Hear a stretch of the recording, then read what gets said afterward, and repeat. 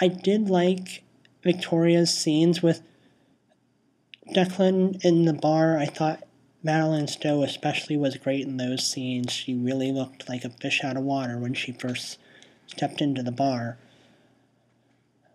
But yeah, all things considered, I can't really complain about the cast too much.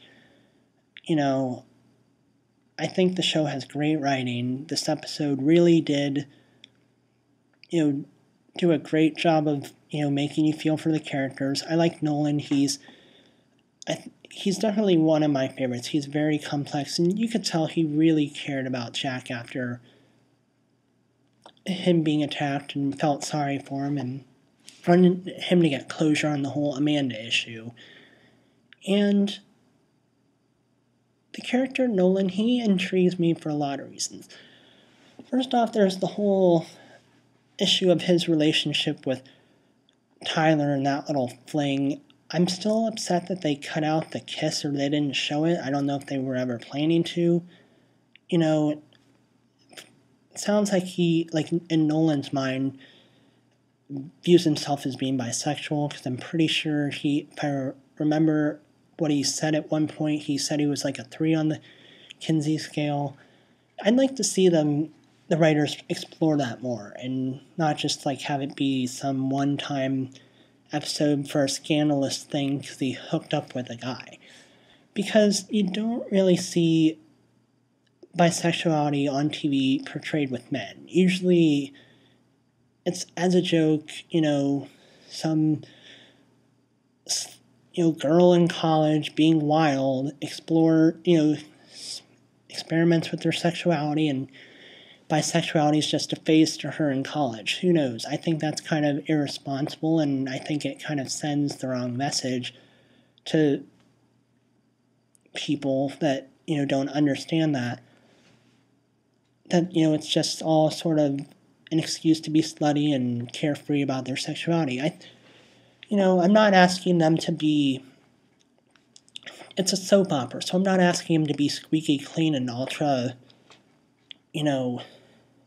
PC about how they portray it. I would just like to see them address Nolan's apparent bisexuality in the future. And I don't know, maybe give him a boyfriend or something, or have him have some fling with somebody else.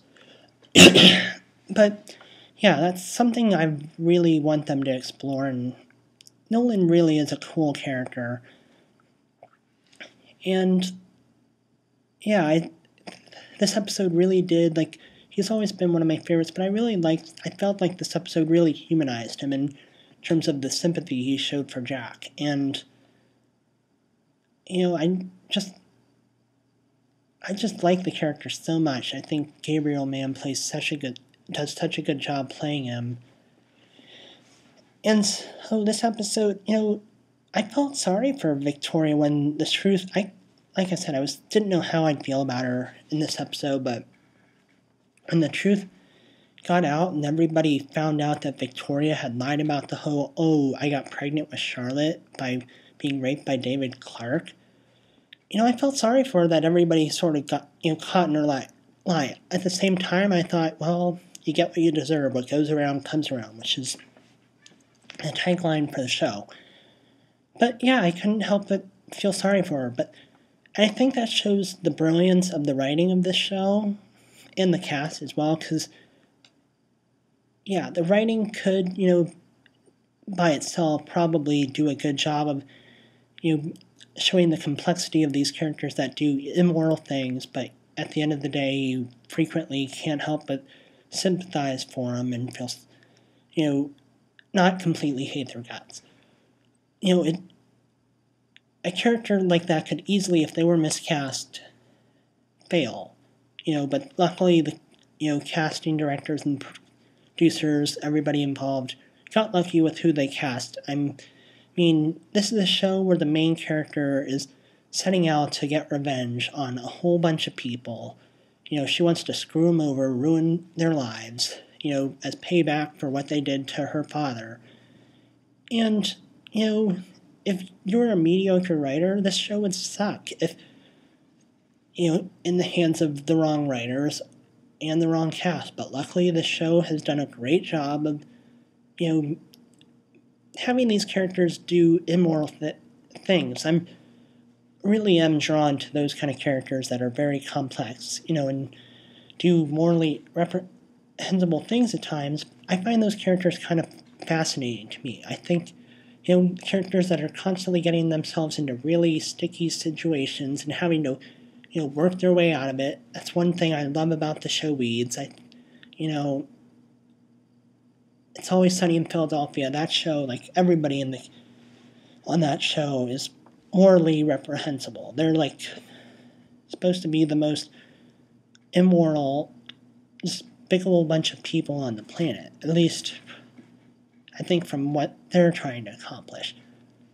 But I think the show has done a great job with that, and I think that's a big part of why I like it. And I think, this Wednesday's episode, that we finally see everything that happens at the Fire and Ice Ball, that should be really great entertainment. I'm sure if I thought this shit really hit the fan in this episode, I'm sure it will even more so in this episode, or in that episode.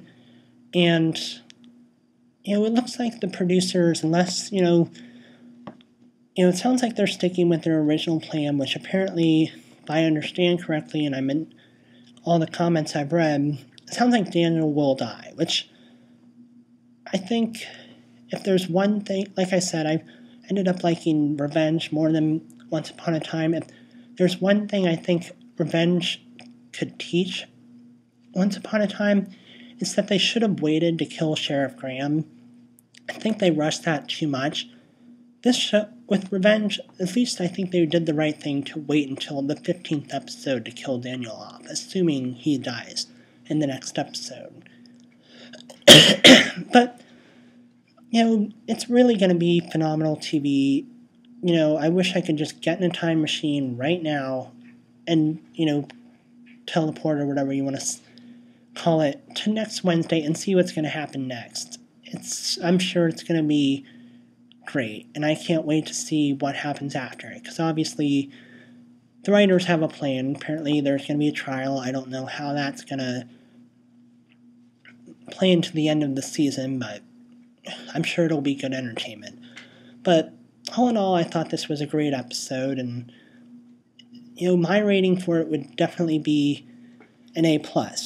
So I hope my thoughts have been, somewhat enlightening to you, and they're scattered. I'm still getting used to the whole video commentary thing, so bear with me. It's a learning experience. I'll put this in the information box on YouTube for the video, but my web address for my blog is therandomthoughtsofawriter.blogspot.com, and I'm on Tumblr, and it's the same, therandomthoughtsofawriter.tumblr.com. If you follow me on there, I'll follow you right back, because I think that's the polite thing to do. And, for me, it's just another place to promote my blog. And feel free to follow me on Twitter. I love Twitter. My Twitter handle for that is @writer6. If you don't have a chance to, get on my blog, actually, all the time, I tweet links to my articles frequently, so you can see what I'm posting that way. Anyway, thanks for watching this. I'm very grateful to the people who read my blog, and I hope you enjoy what I post, and that you like the news items I post, and the trailers of the episodes. Anyway, hope everybody's having a good evening. Taylor Madison Street signing out.